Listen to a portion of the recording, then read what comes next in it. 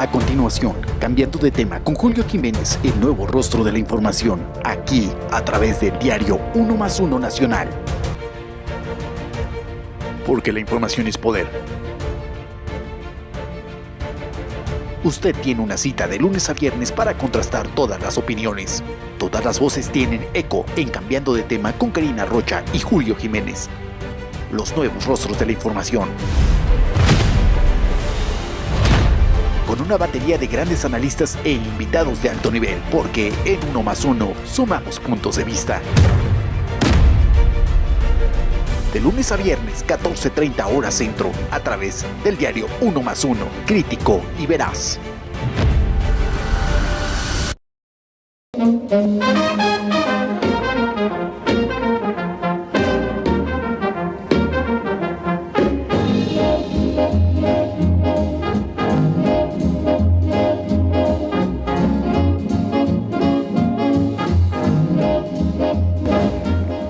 ¿Qué tal, amigos? Muy buenas tardes. Gracias por acompañarnos aquí en su programa Cambiando de Tema. Recuerden que estamos transmitiendo desde los bellos estudios del periódico 1+1. Acompáñenos en redes sociales 1+1 MX Oficial, o si lo prefieren, en la página oficial del periódico 1+1, www.1+1.com.mx. Hoy en la mesa de análisis platicaremos sobre el prestigiado médico cirujano Manuel Lavariega Arechaga, sobre un tema fundamental, el cáncer de mama. Este tema puede ser detectado de manera oportuna, de manera, yo diría, preventiva para salvar miles de vidas. Platicaremos con el experto en temas político-electorales, el doctor Marco Antonio Baños. Analizaremos esta denuncia del Instituto Nacional Electoral en contra del líder nacional de Morena, Mario Delgado, en relación a este escándalo que se ha generado a consecuencia de la promoción de la revocación de mandato del próximo año 2022. Analizaremos un tema polémico en Cámara de Diputados. La periodista y compañera de 1+1, Berenice Telles, nos trae una entrevista muy importante con distinguidos legisladores y diputados del Frente que están haciendo este ejercicio de debate, incluso hasta de agresiones allá en la Cámara de Diputados, consecuencia de la aprobación del paquete fiscal 2022. Platicaremos con el periodista y líder de opinión, Abiud Hernández Leiva, sobre los puntos medulares en el Congreso de la Unión y también en el Congreso del Estado de México, como consecuencia de la glosa y comparecencia de los funcionarios del gobierno del Estado de México. Analizaremos un tema coyuntural en el ámbito educativo.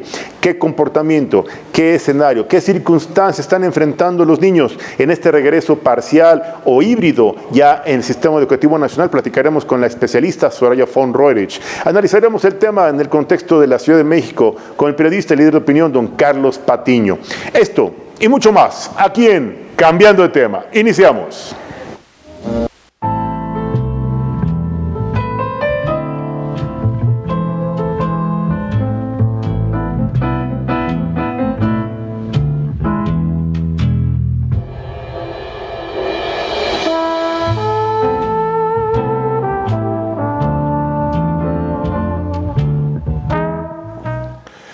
Y bueno, pues ya tenemos en la línea telefónica al médico cirujano, a Manuel Lavariega Arechaga. Doctor, ¿cómo estás? Buenas tardes, qué gusto saludarte.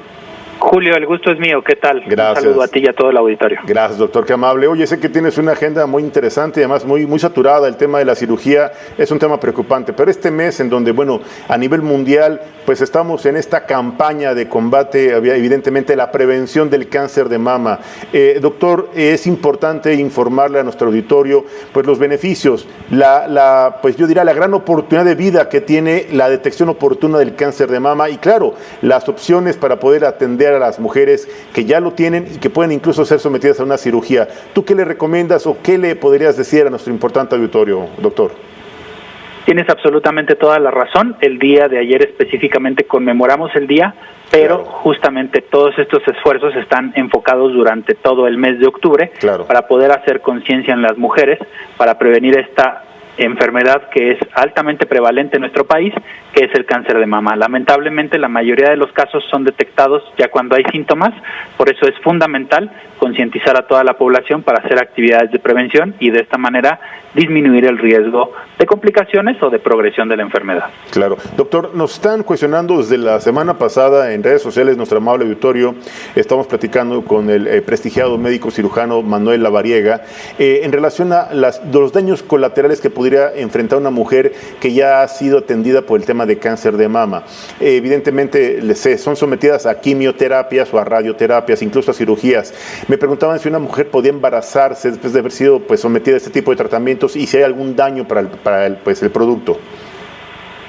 Sí, en realidad después del cáncer de mama, es decir, después del tratamiento y ya que se aseguró que la paciente no tiene actividad tumoral, podría embarazarse sin ningún problema y obviamente bajo vigilancia estrecha de tipo médico. Claro. Mientras la mujer esté en un tratamiento de cáncer de mama por el tema de los medicamentos y la radiación que se puede llegar a utilizar, definitivamente no es recomendable que se embarace. Correcto. Doctor, nos estaban cuestionando en el marco de esta celebración del Día Mundial pues, del Cáncer, la prevención del cáncer de mama. A ver, doctor, hay muchos mitos, hay mucho desconocimiento, sobre todo en zonas rurales, en zonas lejanas de la ciudad. La gente a veces por desconocimiento, por ignorancia o por, no sé si creencias, usos y costumbres, no se atienden de manera oportuna con un médico especialista.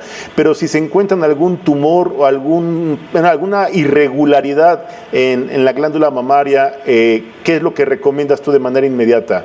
¿Esperar a que haya mejores condiciones para esperar tal vez a una consulta con un especialista o acudir de inmediato a algún centro pues especializado?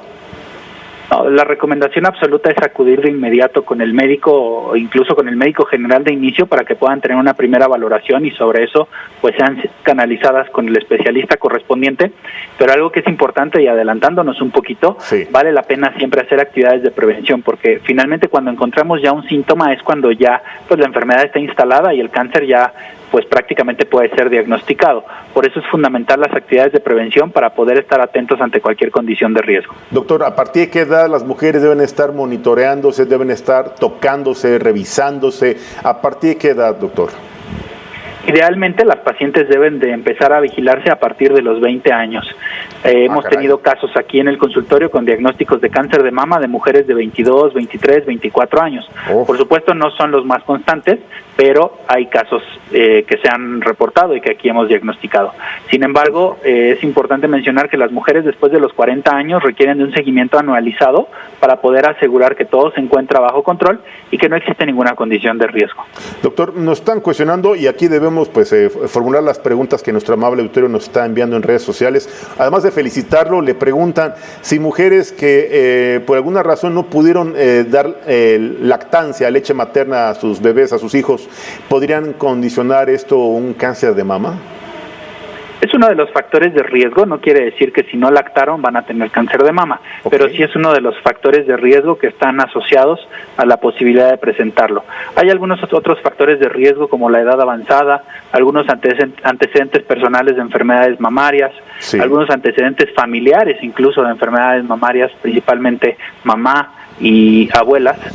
Genes hereditarios que aumentan el riesgo de cáncer de mama, como por ejemplo los BRCA1 y los BRCA2, que también han sido pues identificados, la obesidad, el tabaquismo, el inicio de la menstruación a edad temprana, también comenzar la menopausia a una edad más avanzada, tener el primer hijo después de los 30 años, las mujeres que no han estado embarazadas nunca y aquellas pacientes, mujeres que tienen terapia con hormonas en la posmenopausia. Estos son los principales factores de riesgo que se han asociado y que bueno, pues son parte del componente de riesgo para presentar la enfermedad. Doctor, evidentemente aquí nos acabas de hacer y reiterarnos una aclaración importante. Hay mujeres que se atienden bajo un tratamiento de hormonas para poder tener un bebé, tener un hijo. ¿Esto podría incluso condicionar un cuadro de cáncer de mama? No, en realidad hoy los tratamientos hormonales que utilizamos son tratamientos muy seguros, eficaces y que tienen un bajo riesgo. El tema más bien aquí está asociado con algunas condiciones posteriores a la posmenopausia. Entonces aquí sería un tema obviamente que hay que aclarar a nuestro importante auditorio. Todas las mujeres que desean embarazarse y que por alguna razón no lo han podido hacer y que están siendo sometidas a un tratamiento con un médico especialista, ese tratamiento no condiciona evidentemente ningún riesgo para que puedan desarrollar cáncer de mama. ¿Es correcto esto? Es correcto, es prácticamente nulo el riesgo. Doctor, hay en la campaña nacional del sector salud, donde hablan de una revisión, incluso en el pezón, si hay alguna secreción extraña. ¿Qué tipo de secreción, doctor? ¿Blanca, gris, negra, agua? ¿Qué tendría que salir como una secreción extraña, doctor? En realidad cualquier tipo de secreción. Hay pacientes que incluso pueden llegar a tener sangrado por el pezón y esto por supuesto es un dato de alarma. Cualquier secreción que salga del pezón de manera intempestiva, de manera no planeada, de manera pues digamos de imprevisto, es una condición inmediata para buscar ayuda. Hay algunos otros síntomas relacionados como la presencia de bolitas o bultitos o engrosamientos de la mama que se sienten diferentes al resto del tejido, cambios en el tamaño o de la forma o del aspecto de la mama, cambios incluso en la piel que se encuentra sobre pues justamente la glándula mamaria como yuelos, como si fuera una piel de naranja. Así es. La inversión también del pezón de manera repentina, descamación, desprendimiento de la piel, formación de algún tipo de costra o que digamos en términos generales se descarapele o se despelleje el área del pezón o de la piel de la mama. Así y también enrojecimiento u orificios en la piel que se encuentran sobre la mama, como si les comentaba, como si fuera una piel de naranja. Estos son los datos importantes que tenemos que tomar siempre en cuenta y que son síntomas ya de alguna condición de riesgo. Doctor, tienes 35 preguntas ya formuladas, te voy a formular una de estas. Me están preguntando mujeres que se han puesto algún tipo de implante, una cirugía pues estética en los senos, en la glándula mamaria, ¿podrían desarrollar algún tipo de cáncer? ¿Esto podría condicionar algún riesgo? No, los condicionantes de cáncer de mama no están asociados a implantes mamarios. En realidad no hay alguna condición de riesgo al respecto. Y si lo desarrollaran teniendo el implante, es retirarlo de manera inmediata, ¿verdad? Y ahí ya se hace una valoración individualizada de cada paciente y evidentemente tendrían que retirar el implante y darle el tratamiento correspondiente. Doctor, tus redes sociales, ¿dónde te pueden seguir? ¿Dónde pueden estar pues la gente interesada, poder consultarte y poder estar pues, de manera profesional ser atendidos? Claro, muchas gracias. Con todo gusto pueden encontrarme como DR Lavariega Saráchaga en todas las redes sociales. Ahí con todo gusto estaré al pendiente y a sus órdenes para cualquier duda o pregunta que tenga el auditorio. Pues ya escuchó a un gran experto, un reconocido médico cirujano, el doctor Manuel Lavariega Saráchaga, que además de ser un gran amigo de Uno Más Uno, pues amablemente nos toma esta llamada para explicarnos, para aclararnos las dudas y sobre todo para darnos información fundamental que puede ser la diferencia entre la vida y la muerte. Doctor, como siempre es un gusto saludarte, te mando un fuerte abrazo.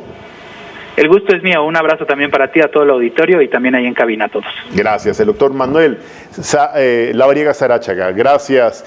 Tenemos un tema fundamental, hay una denuncia, aclaro, hay una denuncia en contra del líder nacional de Morena. Sí, efectivamente, yo había escuchado usted bien, hay un tema ahí polémico, usted ha escuchado este escándalo, este debate que se ha generado en torno a la revocación de mandato. Tenemos en la línea telefónica al doctor Marco Antonio Baños, que amablemente nos ha hecho favor tomarnos este enlace para aclararnos este tema, esta denuncia que el INE ha presentado en contra del líder nacional de Morena. Doctor Marco Antonio Baños, ¿cómo estás? Qué gusto saludarte. Mi estimado Julio, muy buenas tardes, un saludo para todo el auditorio. Gracias. Doctor, ¿qué está pasando en el INE? Ahora van en contra del líder nacional de Morena, en contra de este señor. ¿Por qué razón, qué causa motivó esta denuncia, doctor? Mira, en rigor se trata de una denuncia que presentó el Partido de la Revolución Democrática. Correcto. A propósito de algún acto, reunión, trabajo de coordinación que tuvo el dirigente nacional del Partido Morena, Mario Delgado, con diversos dirigentes estatales, distritales del Partido Morena, donde al parecer les ha pedido que se pongan a trabajar en la difusión de la revocatoria de mandato, y es de suponerse que lo que les está, esto lo presumo, pues lo que está ocurriendo es que obviamente Mario Delgado pues está en el trabajo de promoción a favor de la ratificación del presidente de la República cuando se tenga que llevar a cabo la revocatoria de mandato, que en principio está prevista para el día 27 de marzo del año de 2022. Entonces, ¿qué es lo que ocurre aquí? Y obviamente, pues es lo que le tenemos que decir a nuestro público. Bueno, en principio hay que recordar que se emitió una ley de revocación de mandato y que además el Instituto Nacional Electoral en septiembre pasado pues había emitido también lineamientos. Posteriormente, el Instituto Nacional Electoral ajustó los lineamientos en materia de lo que establece la ley de revocación de mandato que fue aprobada por la Cámara. Esa revocatoria, pues como sabemos, no se había aprobado en términos legislativos, primero por los 2 intentos fallidos que tuvo la Comisión Permanente, no se logró el consenso necesario y no se aprobó, pero ahora en los primeros días del mes de septiembre de este año, cuando se instaló la legislatura y también en cumplimiento de un mandato del tribunal, la legislación se aprobó y en consecuencia el INE tuvo que actualizar los lineamientos que originalmente había emitido en función de los contenidos de la legislación. ¿Qué es lo que dice la ley y los lineamientos en materia de la difusión? Primero dice que es el INE el que tendrá que emitir la convocatoria. Claro. Ahorita estamos apenas en el momento en el cual el Instituto Nacional Electoral acaba de cerrar el plazo, el día de antier cerró el plazo para que se recibieran todas aquellas manifestaciones de los ciudadanos que quieren participar recabando las firmas para que se tenga este 3% que fija la ley. Estamos hablando de 2.7 más o menos millones de ciudadanos inscritos en las listas nominales de electores. Entonces se tenían que presentar las manifestaciones de querer ser un voluntario en la promoción para la obtención de las firmas. Ese es un primer punto. Ciudadanos individualmente considerados que de manera libre, le voy a poner ahí comillas, decidieron participar en este procedimiento. Ahora, ¿qué fue lo que pasó? Que hasta un día antes de que se cerrara el plazo, había poco más de 800 personas que habían manifestado la decisión de participar. Bueno, pues en el último día, en la noche, cuando ya se estaba cerrando el plazo establecido por el INE, pues llegaron otras 22,000 y fracción.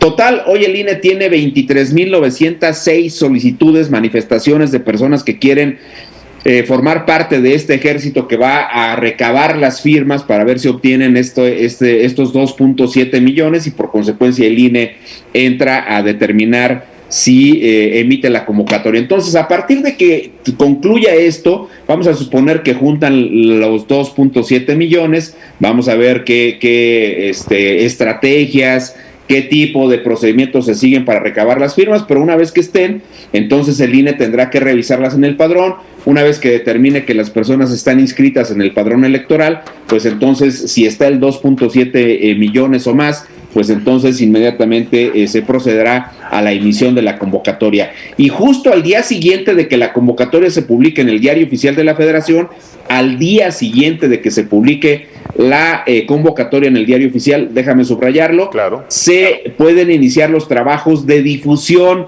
de la revocatoria de mandato. Uh-huh. Esa difusión tiene varias características. Primero, si se trata de la difusión que le corresponde al Instituto Nacional Electoral, pues el INE tendrá que usar sus tiempos en radio y televisión, tendrá que aprobar una pauta en el Comité de Radio y Televisión para que se pueda hacer esos trabajos de difusión de la revocación de mandato, y sobra decir que pues de acuerdo con la ley, con la propia Constitución, con los lineamientos, la propaganda que emita el INE tiene que ser una propaganda objetiva, tiene que ser una propaganda orientadora, informativa, pero no puede ser una propaganda que le diga al ciudadano si debe o no participar y si debe participar diciendo sí o diciendo no. Tiene que ser neutral, tiene que ser objetiva, simple y llanamente promoviendo el ejercicio de la revocación de mandato. Por su parte, los partidos políticos tienen varias normas que observar en este procedimiento. Primero, la única prerrogativa que los partidos pueden utilizar es la de radio y televisión. Es decir, los partidos podrían utilizar sus tiempos en la radio y televisión para emitir mensajes de promoción de la revocatoria de mandato. Solo que hay un pequeño detalle, Julio. Esas normas en la ley y en los lineamientos del INE son un poco ambiguas. Hay quienes dicen, por ejemplo, que los partidos podrían usar sus tiempos en radio y televisión simplemente para promover que vayas al ejercicio de la revocatoria de mandato, pero como eres partido, tu opción en los que interpretan de esta manera sería que nada más deberías de sumarte a la campaña institucional del INE y decir vayan y participen en la revocatoria, y que no les digas si deben participar para ratificar o para remover al presidente de la República. Eso es lo que dice una de las interpretaciones, porque es, insisto, ambiguo el lineamiento emitido por el INE. ¿Qué trabajo les costaba a los del INE ponerle ahí en el artículo qué tipo de propaganda pueden hacer los partidos? Y en la segunda interpretación, pues entonces los partidos, dependiendo de la postura que asuman con el tema de la revocatoria, podrían decir vaya y participe y diga que sí o diga que no. Si es Morena, pues sobra decir que podría decir que sí, y si es alguno de los otros partidos de la oposición,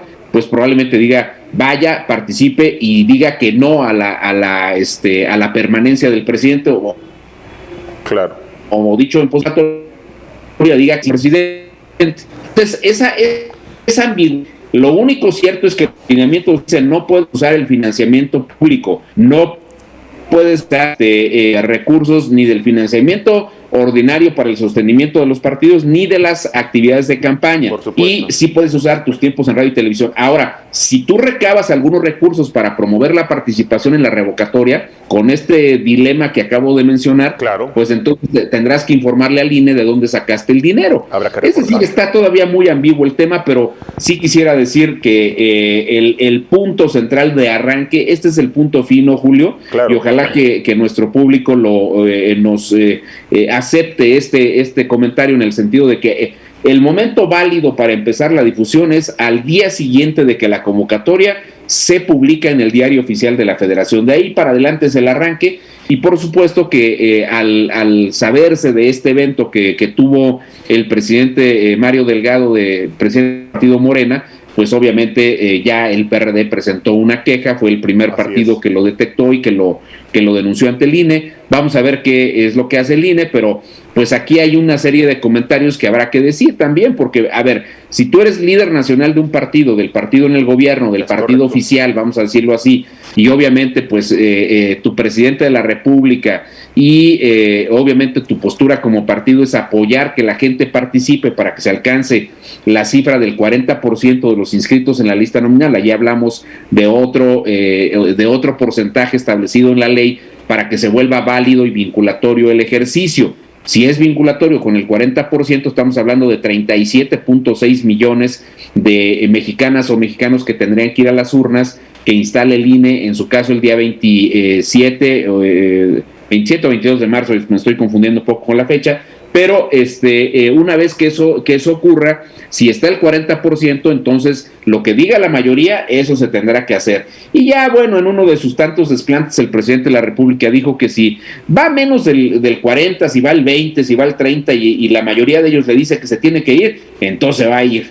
Bueno, el hecho concreto es que la ley dice que el presidente solamente sería removido si participa el 40% o más de la lista nominal, y si la mayoría, es decir, la mitad más uno de los que fueron a votar de ese 40% o más de la lista nominal, dicen que se vaya. Ese es el punto central. Pero obviamente Mario Delgado, al estar haciendo estas reuniones, pues obviamente los comités estatales, los comités distritales de los partidos políticos funcionan y se sostienen con recursos públicos, no hay que olvidar eso. Para eso tienen el financiamiento ordinario, para pagar, entre otras cosas, las estructuras partidistas que les permiten cumplir con sus cometidos en el y de los distritos electorales. Claro. Así que si Morena está realizando este tipo de actividades y efectivamente es para la promoción de la revocatoria de mandato, por el sí, es decir, por el que sí se quede y por el que no se vaya, pues entonces obviamente al usar recursos públicos está infringiendo la ley. Sí, y luego pues lo está haciendo de manera anticipada, porque recuerda que la ley ahí es muy clara, es a partir del día siguiente de la publicación de la convocatoria en el Diario Oficial. Pero la verdad de las cosas que al INE no le costaba ningún trabajo aclarar esto, también ahí en los diversos artículos. Ahorita están discutiendo en el INE el tema de si se usa la aplicación informática o el papel. Están rechazando el acuerdo que presentó Morena para que el ciudadano de manera libre determine si lo quiere hacer por la app, manifestar su adhesión a que se haga la en papel. Y también pues está el exhorto, pues no el exhorto, es un acuerdo de la Junta de Coordinación Política del Senado que le dijo al INE que los artículos 11 y 12 deben interpretarse, artículos 11 y 12 de la ley de revocatoria deben interpretarse en el sentido que cada quien use aplicación informática o papel como considere adecuado. Evidentemente el INE quiere la aplicación informática porque es una forma más rápida y que se presta menos a que haya irregularidades. Este es el estatus de las cosas, mi estimado Julio. Pues qué bueno que nos aclaras este tema y no sabes cómo agradecemos que nos expliques con toda claridad y con toda objetividad esta situación. Y claro que estamos en la antesala de que se publique esta convocatoria y estamos precisamente en este escenario, como bien referías, pues de respetar los tiempos, respetar las formalidades que establece la propia ley y sobre todo que ponga el ejemplo del partido en el gobierno y que Morena no empiece a hacer pues actos anticipados y que no empiece a violentar implementar la ley en este afán de querer pues ganarle a todo el mundo y querer rebasar los tiempos y sobre todo violentar las formalidades que establece la propia ley. Marco, hay muchos temas que están pendientes en la agenda. Desafortunadamente el tiempo siempre nos agobia. ¿Sería posible, podremos molestar la próxima semana? Porque hay varios temas que me gustaría compartir contigo, si me lo permites.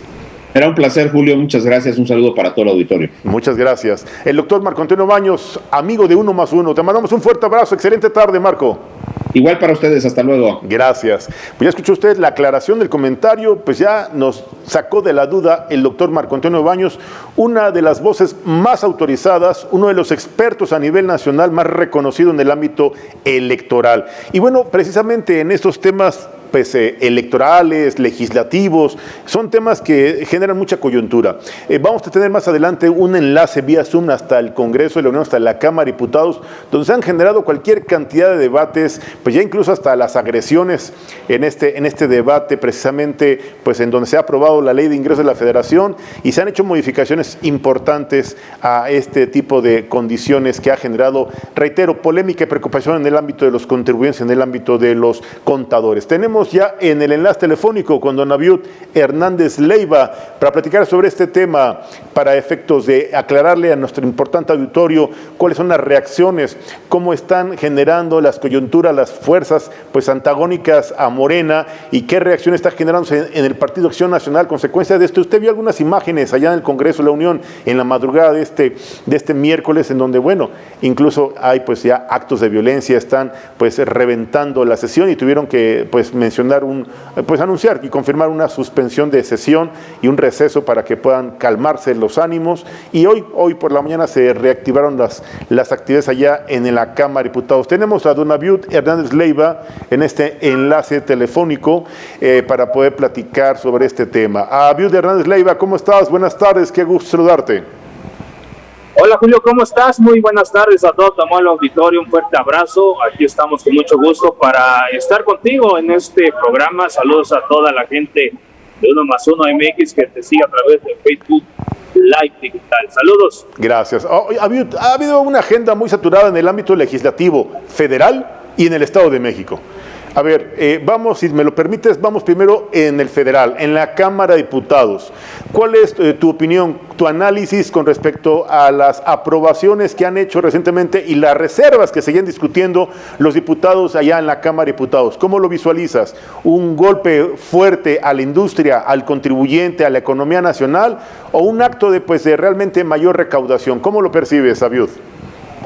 Pues me parece que lo que están haciendo los diputados, Julio, lo hemos visto y lo hemos comentado en varios programas, ha sido una situación difícil por la que ha pasado México durante la pandemia de COVID-19 y pues no se ponen de acuerdo. Y lo que me llama mucho la atención desde la mañana que estábamos platicando precisamente, Julio, digo, esta situación es que se pierden los intereses del mexicano.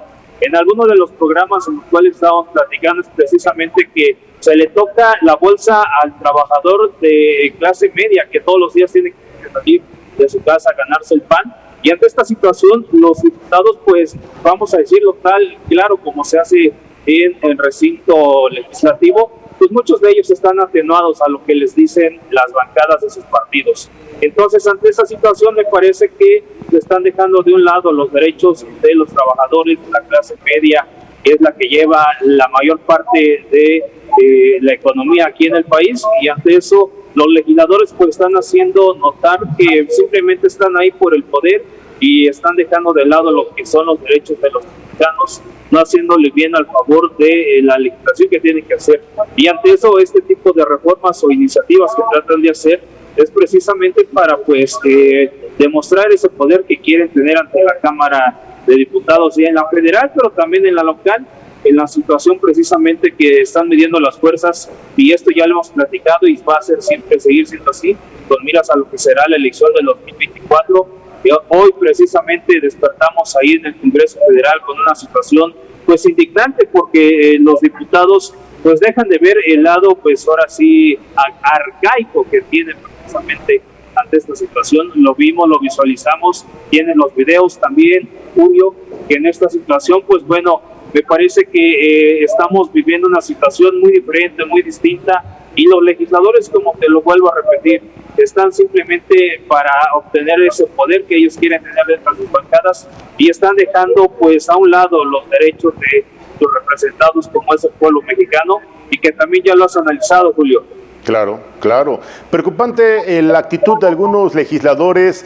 Vemos que pues ellos son el claro ejemplo y la mejor demostración pues de lo que representa el pueblo de México. Ellos son los representantes populares y esta conducta, esta actitud a todas luces es preocupante, Abiud, porque se ve que el nivel del debate es bastante bajo, en donde cuando las ideas pues se ausentan, cuando las propuestas ya no existen, pues los arrebatos, los actos de violencia pues afloran.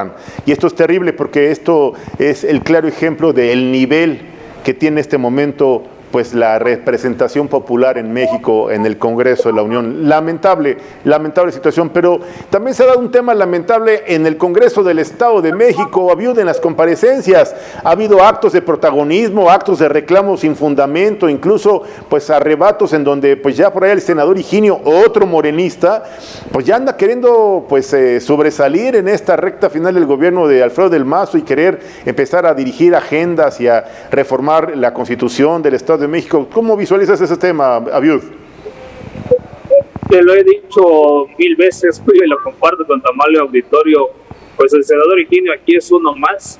La bancada de Morena que lleva el diputado Julio Hernández se suma a lo que trata de hacer el senador, que es precisamente buscar ese puesto para poder estar en la boleta del 2023 aquí en la elección a gobernador. Así es. Y entonces precisamente se llevó a cabo el fin de semana y unos dimes y diretes entre pues el senador Higinio, que arremetió en contra del gobernador Alfredo del Mazo a decirle corrupto, ¿no? Y después vimos pues lo que dijo el secretario de gobierno Ernesto Neme, precisamente esa respuesta, precisamente donde le decía que guardara compostura, que se tranquilizara ante esta situación. Aún no son los tiempos. Y ayer precisamente en la Cámara local estuvo la diputada Alejandra del Moral, donde también le hacía el llamado a que guardara compostura ante esta situación. Pero se están calentando los ánimos, Julio, ante esta situación. El PRI y Morena pues son los únicos que llevarán la batuta en la Cámara de Diputados, como ya te lo había dicho, y en esas pues comparecencias de los secretarios del gobierno de Alfredo del Mazo, vimos también precisamente algunos que levantaron la mano en algunas comparecencias, como lo fue el diputado del PAN, Enrique Vargas, precisamente donde se enfrascó ahí en unos comentarios que no tenían que haber sido en la Cámara de Diputados. Pero hasta esta situación me parece que lamentable lo que está haciendo Morena.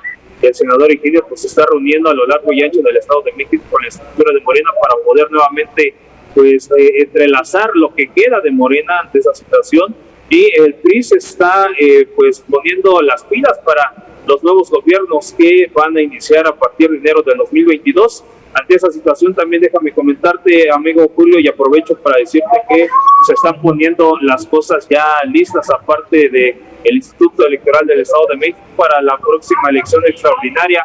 Esto en Ixtlalpan, precisamente, donde se va a elegir a la presidenta o presidente que pueda llevar los rumbos de este municipio allá en el norte del estado. Correcto. Pues, Abiud, estaremos muy atentos a este escenario, cómo se sigue desarrollando la glosa, la comparecencia de los funcionarios del gobierno del Estado de México restantes allá en el Congreso del Estado de México. Estaremos atentos pues al comportamiento y a lo que pasa ahora en el Senado de la República, que ahora pues ya el balón queda en la cancha del Senado. Habrá que ver todavía algunos pendientes por discutirse en las reservas presentadas allá en Cámara de Diputados, y sin embargo estar pendientes precisamente de lo que finalmente se acuerde en la Cámara, en el Congreso de la Unión. Abiud. Así es, amigo Julio, allá en el Senado de la República, pues bueno, se van a discutir temas muy importantes, lo que viene precisamente de la revocación de mandato que está ahí precisamente jugando entre las bancadas, el Partido Acción Nacional, que está atento a todo lo que hace Morena, es el contrapeso, como ya le hemos dicho, en el Senado. Entonces viene algo muy interesante. Aprovecho para decirte, amigo Julio, que hoy el gobernador del Estado de México acudió a la zona sur, donde pues dio infraestructura a la Universidad Tecnológica del Sur del Estado de México, esto en Tejupilco, que aporta a los municipios de Tlatlaya, de Lubianos, de Maltepec y de Temascaltepec, para ir precisamente en un esfuerzo que están haciendo ante esta pandemia de COVID-19 del gobernador Alfredo del Mazo aportó precisamente que en esta situación ya se va a dar inicio a lo que son el mejoramiento de las vías de comunicación en estos municipios, un tema que ha sido alardido por los pobladores de esta región número 9 en el sur del estado, y el gobernador, pues bueno, contento y alegre por la situación de que se está trabajando en todos los temas que confieren al gobierno del Estado de México. Te mando un fuerte abrazo, amigo Julio. Gracias. Saludos a todo tu amable auditorio y también a todo el staff de Amanecer y, por supuesto, de Uno Más Uno MX. Te doy un fuerte abrazo, amigo. Gracias. Don Abiud Hernández Leiva, periodista, líder de opinión y amigo de Uno Más Uno. Gracias, un fuerte abrazo y excelente tarde. Cuídate mucho. Excelente tarde, amigo. Pues ya escuchó usted el comentario, el análisis de este gran líder de opinión y además amigo de Uno Más Uno, don Abiud Hernández Leiva. Vamos a un enlace vía Zoom hasta la Cámara de Diputados con mi compañera Berenice Telles. Allá tenemos ya una charla pendiente con el diputado Marcelino Castañeda. Adelante, Berenice, ¿cómo estás? Buenas tardes. Hasta la Cámara de Diputados.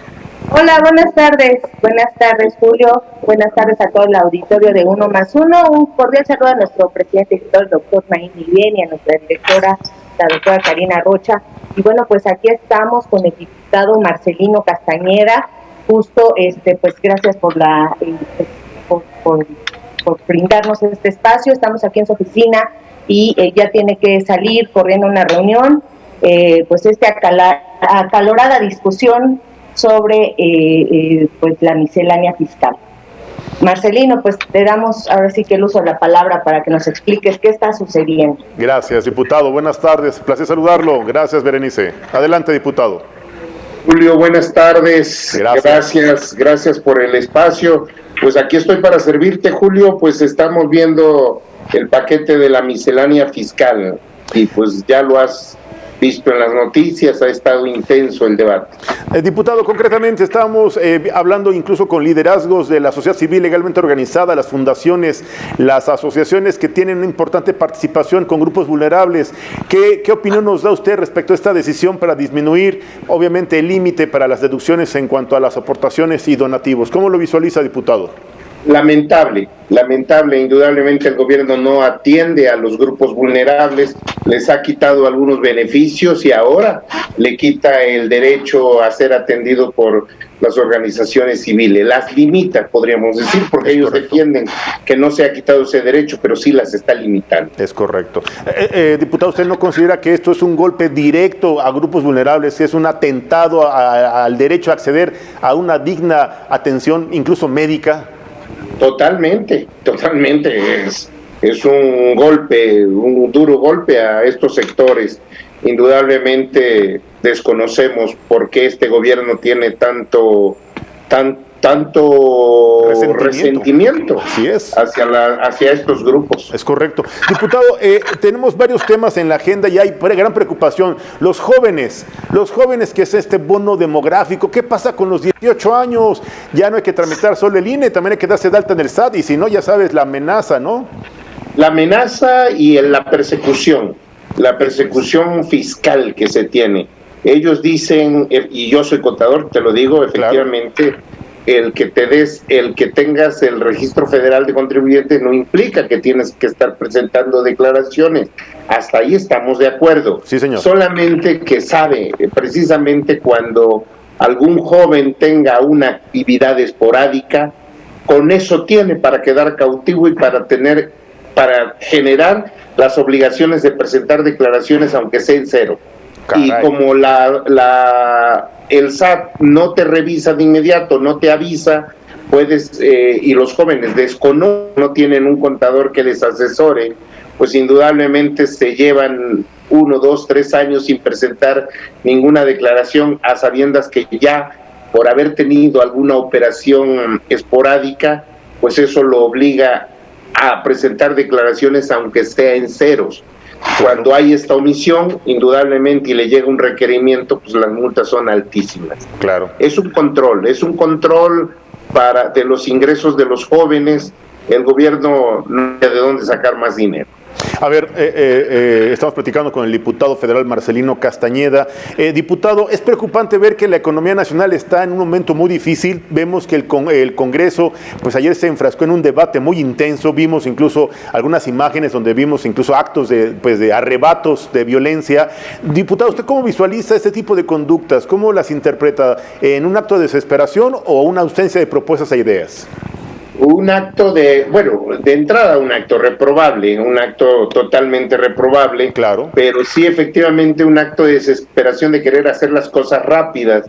Precisamente el problema se originó porque exigíamos una votación que fue muy cerrada, que exigíamos que se hiciera, que se cumpliera el reglamento, que es la votación en el tablero. Sí, señor.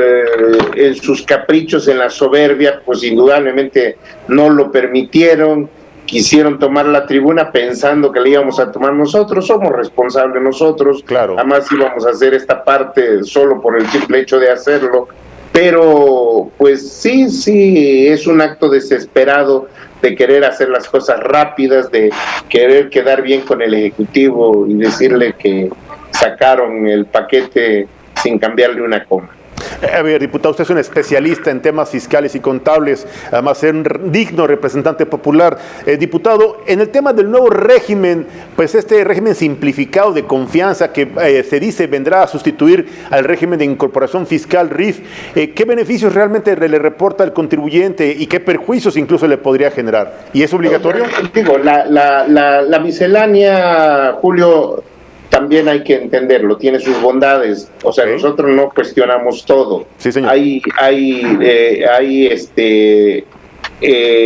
partes donde nosotros tenemos las coincidencias. Más bien, nosotros lo que estamos reclamando, Julio, es que este paquete económico no tiene un solo beneficio de un estímulo fiscal para la recuperación económica, no tiene uno solo.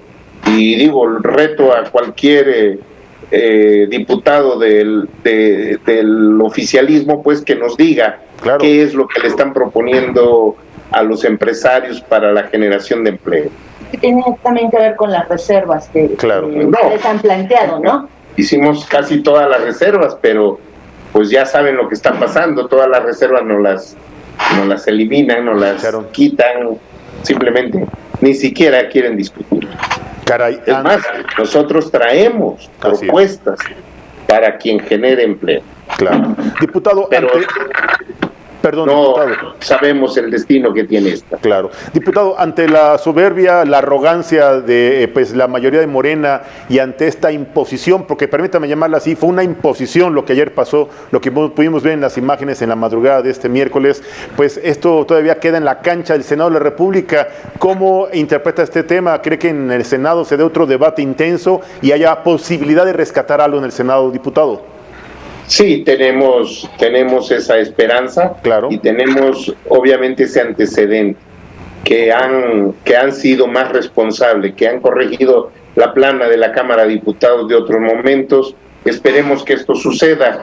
Nosotros tenemos confianza que en el Senado haya un parlamento abierto con la sociedad verdaderamente, que se tome en cuenta y que puedan pues acomodar o componerle la plana a lo que no quisieron hacer aquí la mayoría de Morena. Caray. Diputado, yo sé que este tema pues generó debate, preocupación y arrebatos, pero falta otro tema en la agenda legislativa, la discusión y la aprobación de esta reforma en materia eléctrica. ¿Qué va a pasar con esta reforma, esta contrarreforma en el tema eléctrico en México, diputado? Tenemos coincidencias en algunas cosas, Julio. Correcto. Solamente que habría que discutirlas y habría que ver hasta qué grado el Ejecutivo está, porque digo, ya los diputados podemos decir que siguen una línea, claro, pero que el Ejecutivo quiera modificar. Yo creo que si priorizan la conciliación, el respeto, el diálogo, el consenso, el diálogo, podemos llegar a aprobar la reforma política si hubiera esa apertura. Lamentablemente conocemos al Ejecutivo. No lo hay, ¿eh? Actúa en base a capricho. Mientras el capricho, la ocurrencia y la imposición sea un tema de agenda prioritaria para el Ejecutivo Federal, en el Congreso seguiremos viendo este tipo de espectáculos muy lamentables, diputado. Siempre es un gusto. Claro, y nosotros nunca renunciaremos a los derechos del pueblo. Así es. Pues esa es la parte que nos corresponde hacer, es la parte por la que fuimos elegidos. Así es. Esa es la parte por la que nos tiene confianza la sociedad, y pues nunca renunciaríamos al derecho de defender los derechos del pueblo. Eso es muy importante. Diputado Marcelino Castañeda, ha sido verdad un placer platicar con usted. ¿Algo más que desee agregar, que desee compartir con nuestro importante auditorio de 1+1?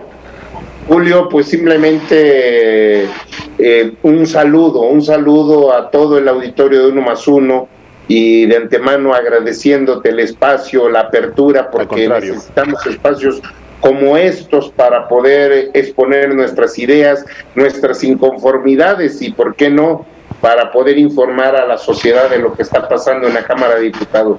Lo que estamos haciendo, sus representantes, que estamos asumiendo la encomienda que nos dieron de defender los derechos del pueblo. Claro que sí.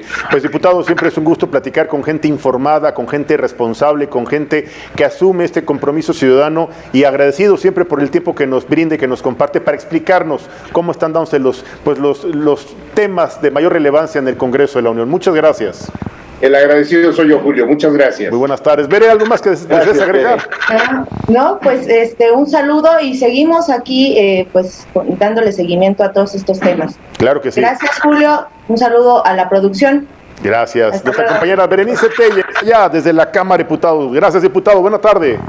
Muchas gracias, hasta luego, Julio. Buenas tardes. Regresamos al estudio y efectivamente estamos en este contexto. Ya escuchó usted pues la posición, el comentario, el análisis de, pues además de ser representante popular, es un profesional del ámbito fiscal y contable, un hombre que sabe, que conoce, que entiende perfectamente de la repercusión de esta reforma del paquete económico pues 2022 y cómo podría impactar a grupos vulnerables. Parece contradictorio, parece un tema a veces un tanto cuanto extraño ante un gobierno que se ha pues colgado de la bandera de apoyar a los grupos más desprotegidos, a los grupos vulnerables, a la gente que más lo necesita. Y quiero decirle que en este país, pues la gente más pobre, incluso la gente que sufre algún padecimiento, alguna enfermedad crónico-degenerativa, pues acude ante la incapacidad del gobierno, del sector salud para brindarle una atención médica digna, pues acuden ante la sociedad civil legalmente organizada, me refiero a las fundaciones, que les brindan el apoyo, que les brindan la atención, que les brindan la orientación, incluso hasta los recursos.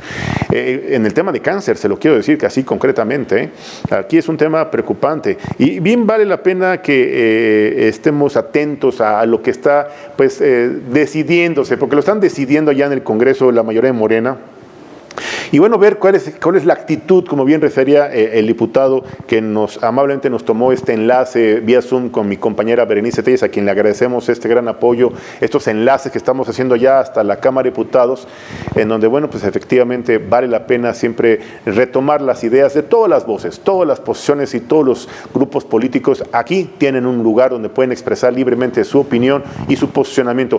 Vamos a un pequeño corte y regresamos para platicar. Tenemos todavía un análisis muy puntual con el periodista, escritor e historiador don Leopoldo Mendívil. También platicaremos con la licenciada Soraya von Roerich, un tema en el ámbito educativo preocupante, el regreso híbrido semipresencial a las escuelas y cómo están generándose este contexto pues en este modelo, pues yo diría virtual y semipresencial. Platicaremos también con don Carlos Patiño López sobre el contexto en la Ciudad de México. ¿Y qué cree? Hoy a las 5 de la tarde la audiencia, esta audiencia en donde el juez de distrito tendrá que revisar esta audiencia de revisión de medidas cautelares, donde muy probablemente esta tarde podrían estar resolviendo sobre el caso de Rosario N. Rosario N podría salir de prisión y poder llegar a su casa y enfrentar, claro, una nueva medida cautelar de incluso arresto domiciliario con un brazalete electrónico, pero ya estar en su casa, ya no estar en una prisión preventiva, ya no estar en Santa Marta. Y claro, continuar con el proceso con todas y cada una de las etapas procesales. Aclaro, no le van a dictar sentencia absolutoria, no van a resolver el fondo del juicio, ni la van a declarar inocente, no. Hoy nada más es resolver, analizar el contexto en donde obviamente Rosario N. podría salir de la cárcel. Quiero comentarles en un tema internacional, un tema preocupante, porque hablábamos hace un momento sobre esta reforma eléctrica, que también es un tema pendiente en el Congreso de la Unión, esta contrarreforma que pues es la campaña del gobierno federal es: vamos a devolverle al pueblo de México la luz y petróleos mexicanos, y vamos a desconocer los contratos con las empresas privadas, nacionales y extranjeras. Nomás que le recuerdo que en ese bloque de empresas extranjeras que generan luz y que tienen contratos suscritos con Comisión Federal de Electricidad, hay empresas extranjeras norteamericanas, Ya hubo una solicitud, una petición formal por parte de varios congresistas, pues al embajador de Estados Unidos en México, a Ken Salazar, y bueno, pues obviamente Ken Salazar, en su carácter de embajador de Estados Unidos en México, recibió por parte de estos congresistas que, bueno, están advirtiendo que México ha tomado acciones que discriminan a los productores estadounidenses y que favorecen a empresas como Pemex y Comisión Federal de Electricidad. Y obviamente el embajador de Estados Unidos en México, Ken Salazar, con toda seriedad y con toda responsabilidad, recibió por parte de congresistas norteamericanos esta petición, este derecho pues a intervenir, a ser un mediador entre el gobierno mexicano y las empresas norteamericanas que hoy tienen firmados contratos con la Comisión Federal de Electricidad.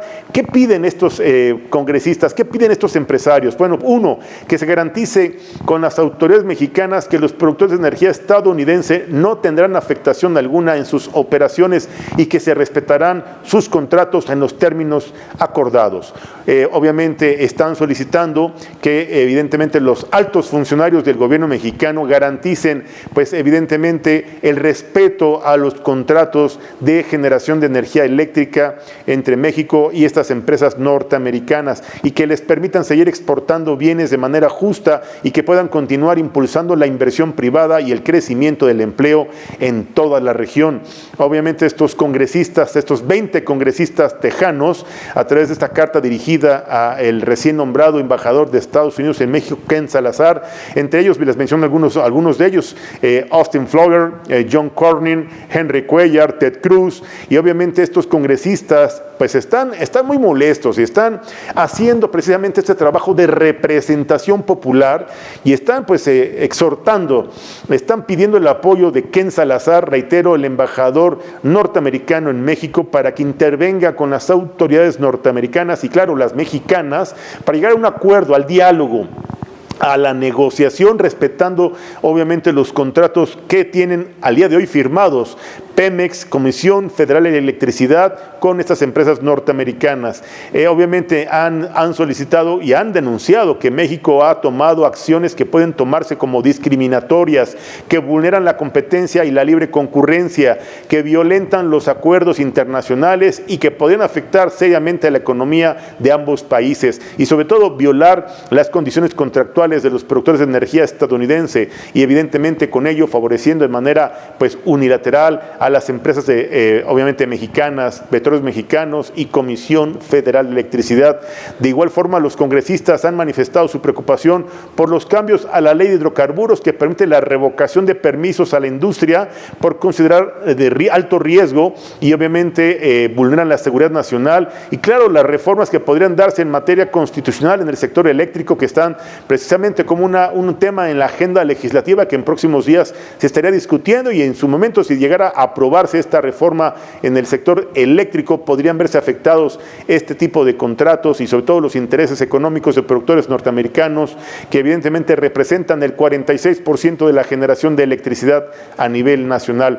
Estos pasos que están tomando hoy los empresarios y los gobernadores, los congresistas, evidentemente están denunciando que el gobierno mexicano, el gobierno de Andrés Manuel López Obrador, daña a un sector fundamental de la economía nacional y que, bueno, también violenta potencialmente los acuerdos y los principios que son determinantes en el acuerdo trilateral TEMEC entre México, Estados Unidos y Canadá, en donde, bueno, también deben ser acuerdos que respeten la generación de energía renovable y evidentemente están siendo vulnerados ante esta nueva disposición en la iniciativa de contrarreforma en materia eléctrica. Los congresistas también advirtieron al embajador norteamericano en México que de igual forma hicieron llegar sus preocupaciones en torno al sector energético del país a la representante comercial de los Estados Unidos, Katherine Tai, para efectos de darle seguimiento puntual y sobre todo que haya este canal de comunicación y diálogo y acuerdo en su momento con el señor presidente Andrés Manuel López Obrador y con las autoridades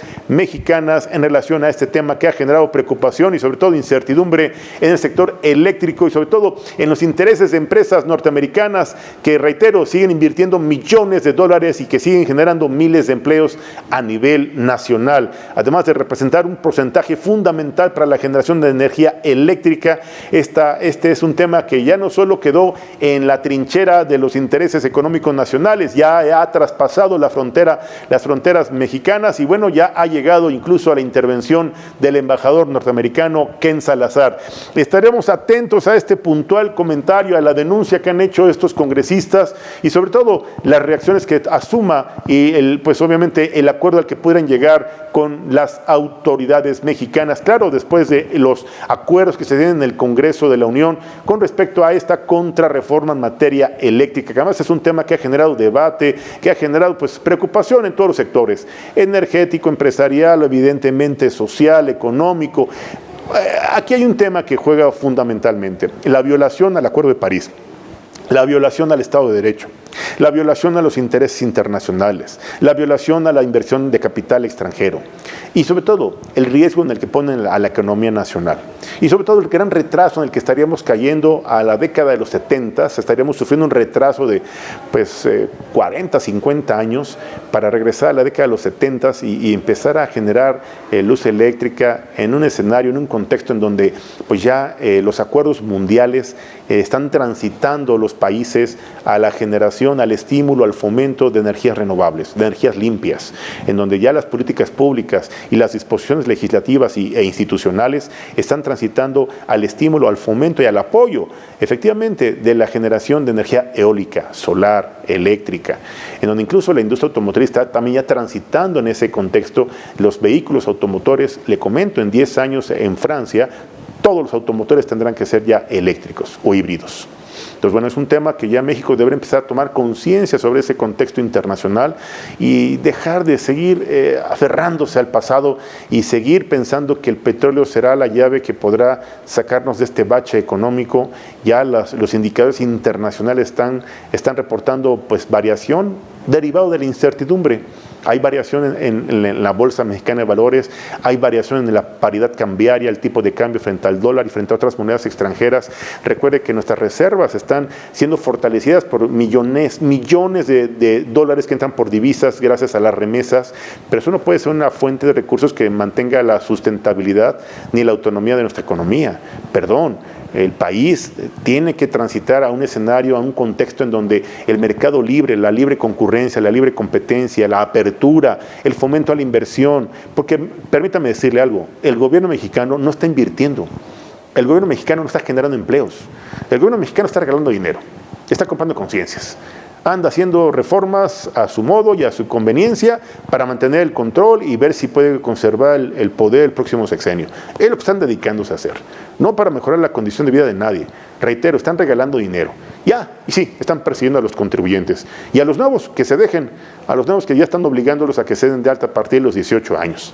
Eso sí, traen una política, una obsesión, un trauma no superado y andan pues ya con este asunto de pues terrorismo fiscal, permítame llamarle de esa manera. Le están pegando a los sectores más vulnerables, a los sectores más débiles e incluso a aquellos que son pues sectores que hoy sufren y padecen de alguna enfermedad y que, reitero, ante la incapacidad y ante el pésimo servicio en el sector salud que está brindando hoy el gobierno mexicano, tienen que acceder a los apoyos que brindan las fundaciones, las asociaciones civiles, los donativos, entiéndase así. Viene la campaña Teletón, que precisamente Teletón apoya a niños enfermos, a niños con algún tipo de discapacidad. A ver, ¿quién va a donar ahora? ¿Quién va a apoyar ahora a estos tratamientos? ¿Quién va a apoyar ahora? ¿Con qué recursos vamos a apoyar al tratamiento de cáncer infantil, cáncer de mama, a todas las enfermedades crónico-degenerativas? El gobierno federal ha desaparecido los fideicomisos, ha desaparecido todos los fondos, las reservas ya desaparecieron, ya no hay dinero. Todo ese terrorismo fiscal, esta campaña de recaudación, aclaro, de recaudación, no es de fomento de la economía, es de recaudación, es porque ya no hay dinero en las arcas, ya se lo acabaron. Se le han pasado repartiendo dinero, regalando dinero, y aquí no hay que regalar el dinero a mal auditorio, aquí hay que invertirlo de manera inteligente, estratégica y productiva. Vamos a un pequeño corte y regresamos para platicar con nuestros especialistas aquí en Cambiando de Tema. Regresamos.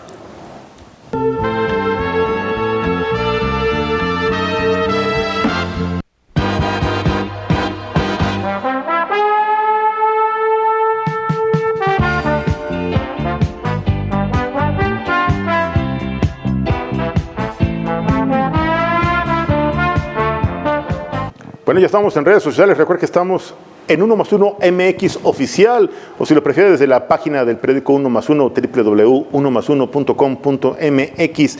Estoy atendiendo las preguntas que nos formularon. Siguen las preguntas en el tema del cáncer de mama, pues evidentemente el interés y la preocupación, el tema de salud. Y sí me preocupan porque hay muchas preguntas en relación al tema de las fundaciones. Sí, están limitando el porcentaje de donativos a fundaciones. Sí, efectivamente había gente que en vez de destinar a una inversión, los destinaban a la fundación, un fin humanitario, empresas socialmente responsables, empresas que apoyaban a niños en condiciones de calle, a mujeres enfermas, reitero, cualquier padecimiento. Incluso había personas que constituían fundaciones para apoyar a sectores incluso en pobreza extrema. Armaban hasta bancos de alimentos, apoyos para cirugías, niños quemados, niños con cáncer. Estas fundaciones hacen una gran labor labor que no hace el gobierno mexicano, pero que sin embargo, pues ya escuchó usted, están limitando los donativos a este tipo de sectores y eso es algo muy preocupante. Tenemos en la línea telefónica al periodista líder de opinión, don Carlos Patiño López, que hoy trae un tema pues que ya generó debate, polémica, preocupación, impunidad o un ejercicio de legalidad, el caso de Rosario Robles. Carlos, ¿qué tal? ¿Cómo estás? Buenas tardes, qué gusto saludarte. Hola Julio, un saludo para ti y al auditorio. Gracias, Carlos. Oye, ¿cómo ves el tema de esta tarde? Se va a llevar a cabo esta audiencia de revisión de medidas cautelares de Rosario Robles y todo parece, o al menos todo, está generándose en un contexto legal que la señora podría ser incluso revocada la medida cautelar de prisión preventiva justificada y otorgarle una nueva medida cautelar de prisión preventiva pero domiciliaria, es decir, podrá salir de Santa Marta e irse a su casa. ¿Crees que esto sea un acto de respeto al Estado de Derecho y de reconocimiento a un estado de legalidad y de revisión de medidas cautelares o otro acto de negociación en lo obscurito? Carlos, ¿cómo lo visualizas?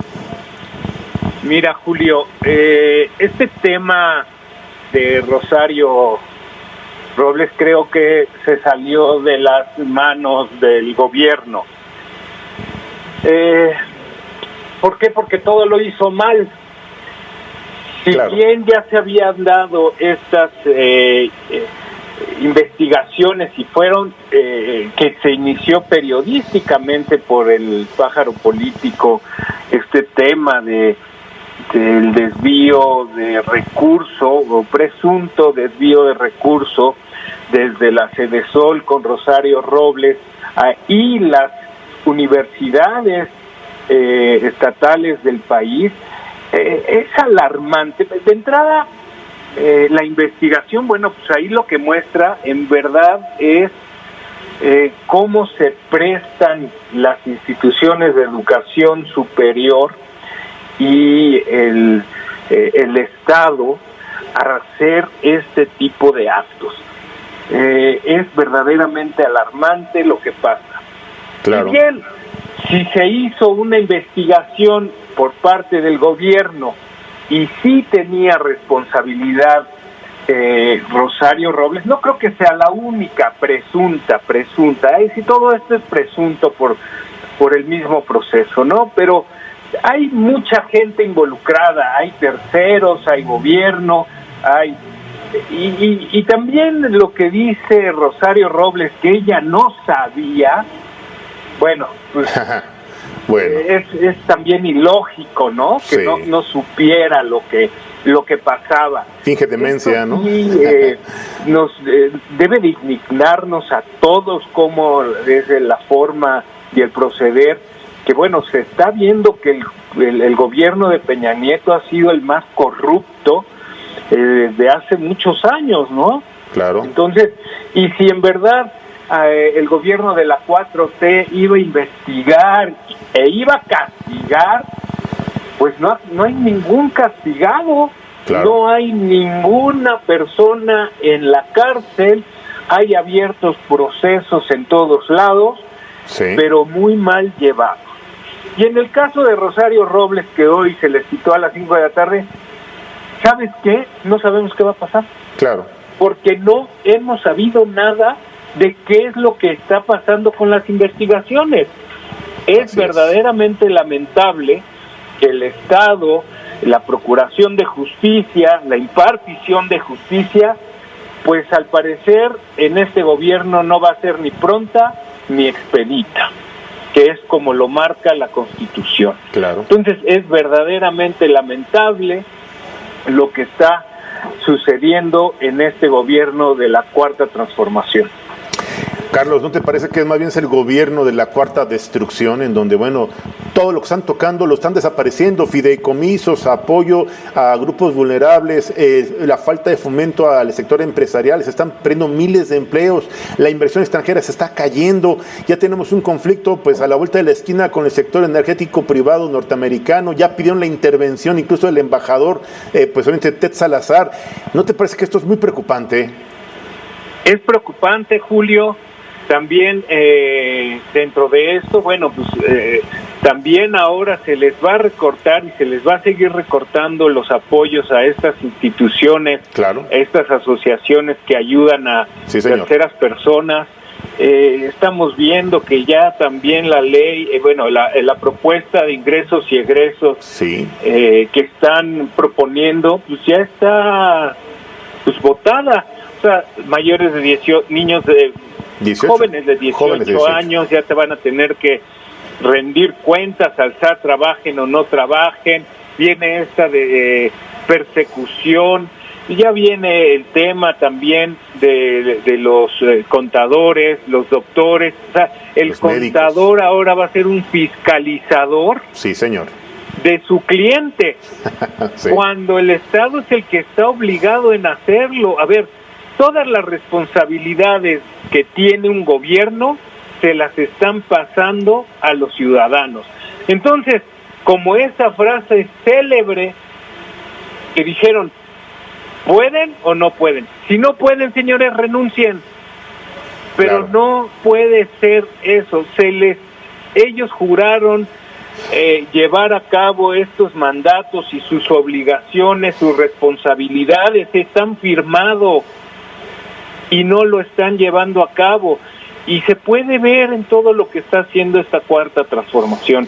Pero ¿qué tal, Carlos? ¿Qué tal la regularización de automóviles chocolate? El aplauso, el abrazo, el apapacho a la delincuencia que se dedica a cometer delitos de contrabando con automotores. ¿Y cómo le pega a la industria automotriz? Julio, todo lo ilegal lo están legalizando este gobierno. Terrible. No hay otra forma de decirlo. Terrible. Todo Carlos. lo ilegal lo está legalizando este gobierno. Yo no sé qué es lo que busca, yo no sé qué es lo que espera. Está buscando la misma protección de estas maleantes, de estas bandas, de estos narcotraficantes. Está buscando la misma protección de ellos. ¿Qué es lo que busca? Claro, claro. Entonces es lamentable y lo podemos ver en cada caso. Sí. Entonces la persecución, el tema de los investigadores, también las declaraciones que hace Andrés Manuel López Obrador hacia los profesores. Oigan, ya tienen que regresar a trabajar porque están de su casa, cuando están trabajando desde su casa. A ver, Por supuesto. el señor está viviendo una realidad que no es la de todos los mexicanos. Sí, señor. Entonces, también el fiscal carnal, se volvió en un fiscal carnal. Terrible. Pero ¿qué tal el metro? Lamentable. ¿Qué me dices del metro? Ahora ya sabes, ¿no? Fueron los culpables los trabajadores, ¿no? Los empleados. Exacto, también. Otro tema. Dieron una lista de 10 personas que, bueno, pues sí, son los trabajadores, pero los supervisores, los que estaban al frente, Marcelo Ebrard, no, Marcelo no. O sea, todo mundo, pues no están. No están, es correcto. Es más, también dónde está la última persona que estuvo al frente del metro. Bien, gracias. Bien, gracias. No hay nada. Simulación, Carlos, es lo que hay, simulación. Es la casa de papel. Carlos, siempre es un gusto, la casa hecha con cartas. Sí. Y como te lo he yo mencionado, es una cuarta transformación agarrada con pinzas, ¿eh? Terrible. Carlos, hay muchos temas en el tintero y en la agenda legislativa, política, económica y empresarial. Me gustaría que nos tomaras una llamada telefónica, no sé si también tu agenda te lo permita, sé que andas ocupado. El viernes, ¿cómo andas de agenda para que le demos seguimiento puntual a estos temas? ¿Qué te parece? Con mucho gusto, Julio. También estamos viendo lo que está sucediendo en la Cámara de Diputados. Lamentable. Terrible. Lamentable. Y vamos a seguir viendo esto de aquí en adelante y con mucho gusto lo platicamos, Julio. Ya, compromiso hecho el próximo viernes, Carlos. Como siempre es un gusto saludarte, te mandamos... Oye, Julio, y ya veremos qué pasa a las 5 de la tarde, porque la moneda está en el aire. Todo lo que están haciendo está en el aire. Sí. No pasa nada. También no puede ser que nada más sea Rosario Robles. Todos los demás involucrados no se sabe absolutamente nada. Habrá que esperar la resolución del Poder Judicial, este juez que resuelva esta medida cautelar. Habrá que ver si le otorgan este cambio de prisión preventiva justificada hacia prisión preventiva internacional. Vamos a un tema educativo, a un tema en donde la educación, usted ya escuchó, pues ya estamos en semáforo verde, ya las escuelas están sensibilizando a los padres de familia, en donde evidentemente la vacunación a los niños no ha llegado. También hay que reconocerlo, no se ha vacunado al universo de niños de kinder, de primaria, de secundaria, no se les ha vacunado. Sin embargo, ya están en este modelo híbrido, en este modelo semipresencial, virtual. Algunos están llegando a las escuelas semipresencialmente, van 2-3 días a la semana. Quiero escuchar el comentario, el análisis de una experta en temas de educación, la licenciada Soraya von Roerich, que sin lugar a dudas es una voz autorizada, que sin lugar a dudas es una experta en estos temas de educación y es una mujer que nos puede dar claridad sobre los riesgos de mantener este tema desde la trinchera virtual o ya dejar el teletrabajo o la teleeducación para regresar otra vez a la dinámica presencial. Tenemos ya en la línea telefónica a la licenciada von Roerich. ¿Cómo está, licenciada? Qué gusto saludarla. Buenas tardes. Hola, Julio, ¿cómo estás? ¿Cómo te va? Gracias nuevamente por estar en tu espacio. Con mucho gusto, licenciada. Pues estamos, porque evidentemente preocupados, ya mucha gente en redes sociales nos está cuestionando, estamos en semáforo en verde ya, a partir de esta semana, y ya las escuelas están sensibilizando padres de familia, están capacitando a todo su personal para prepararse en esta nueva dinámica de educación híbrida. ¿Qué daños, qué efectos, qué consecuencias, qué riesgos se enfrenta para los niños que además no han sido vacunados, nivel primaria, kinder, secundaria, no los han vacunado y sin embargo ya están asistiendo de manera semipresencial? ¿Qué retos y qué riesgos van a enfrentar los niños, los estudiantes, la educación en general, licenciada? Sí, mi querido Julio, así es. La pandemia ha puesto en muestra todo el sistema educativo que no te lo he comentado en tu espacio, que no tiene los mejores números en cuanto a desempeño a nivel internacional, pero bien a bien la pandemia, sobre todo ha sido un gran reto al tener la educación virtual o en línea, ¿no? En donde los sistemas de educación tecnológica, todo lo que tiene que ver con los programas que se deben de manejar son un reto mucho mayor, porque no puedes captar la atención de los chicos, ¿no? Claro. De igual manera de forma presencial. Pero hay varias cosas. Y yo quiero hacer alusión a una cosa, mi querido Julio, si me lo permites. Sí.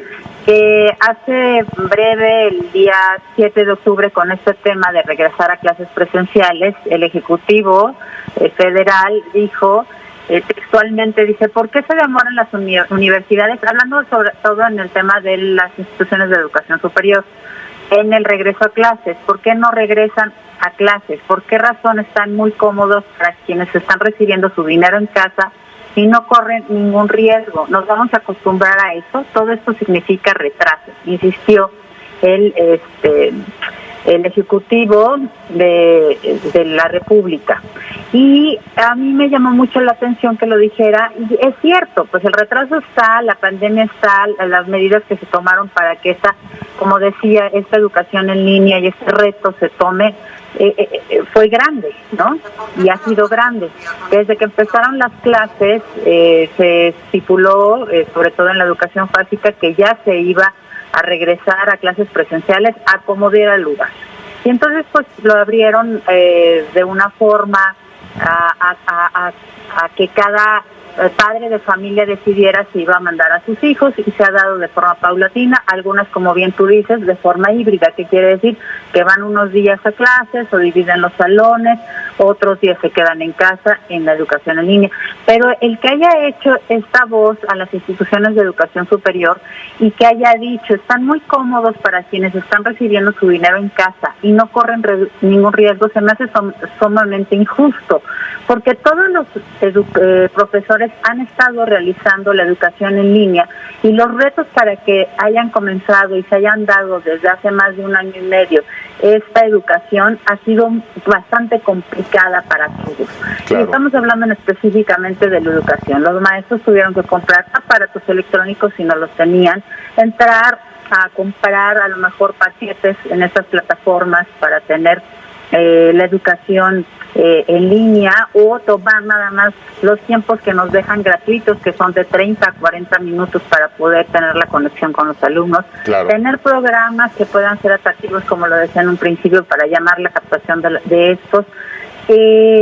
Todos estos elementos que son un gran reto, y que a lo mejor ahorita ya lo hablamos un poco más tranquilo, pero que han sido un reto: el comprar una silla adecuada, el tener una lámpara adecuada para que te puedas, el que te vuelves, el tomar un espacio de tu casa que a lo mejor no tienes un estudio como en sí formal, a lo mejor tuviste que tomar la sala, el comedor, tu recámara, claro, para poder hacer y tener este espacio para poder dar clases.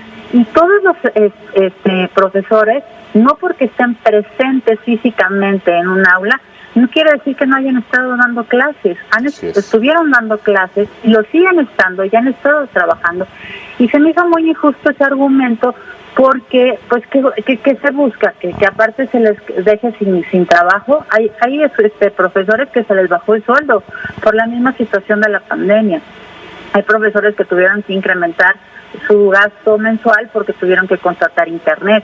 Entonces sí es un gran reto en la educación. Qué bueno que se haga presencial. Es imperativo que la gente tengamos contacto con otras personas, que los chicos regresen a clase, por sobre todo el gran reto en el tema emocional.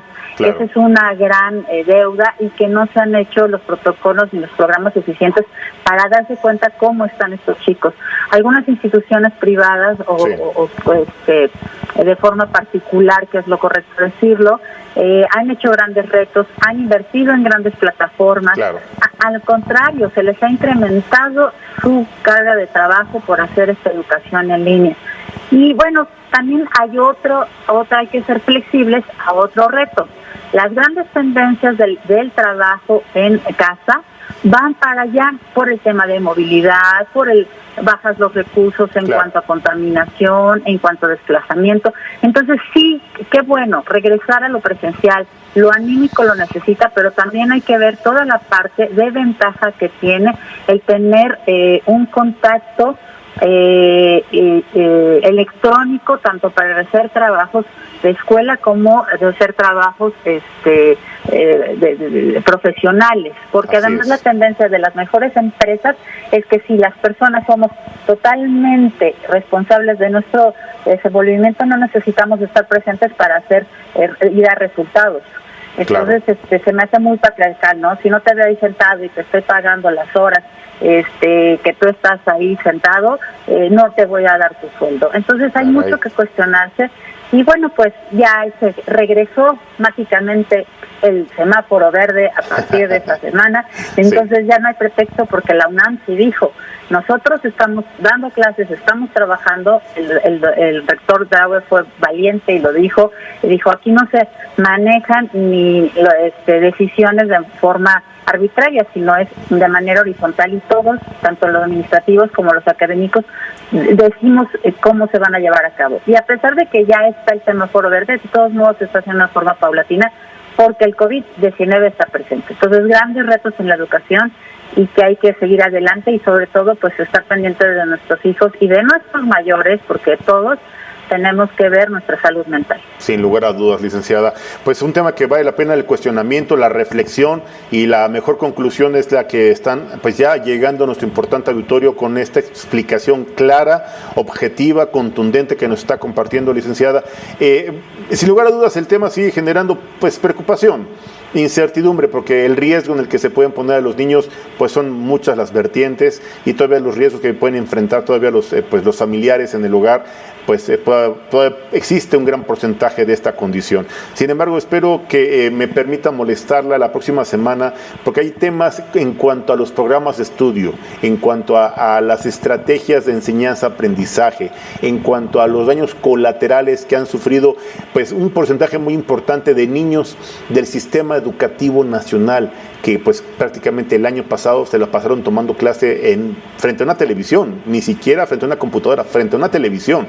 Y esto ha generado... Sí, es que depende de los recursos de cada quien, mi querido Julio. Es correcto. La educación no es más que nunca se ha vuelto elitista, ¿no? Sí, es un tema preocupante, porque hay muchos niños que no tuvieron los recursos para comprar una pantalla, una computadora, una lámpara, pues no, ni el internet. Muchos niños pues estaban incluso, pues donde les prestaban una televisión, se sentaban a ver 2 horas la televisión y a tomar lo que pudieran tomar en clase. Esto ha generado daños colaterales. Me gustaría platicarlo con usted la próxima semana, si me lo permite, licenciada. Sí, claro que sí, Julio, con mucho gusto y muchas gracias. Saludos a todo tu auditorio. La licenciada Soraya von Rorich, especialista en temas de educación, aquí en Cambiando de Tema. Muchas gracias, le deseo una excelente tarde. Buenas tardes, cuídese mucho.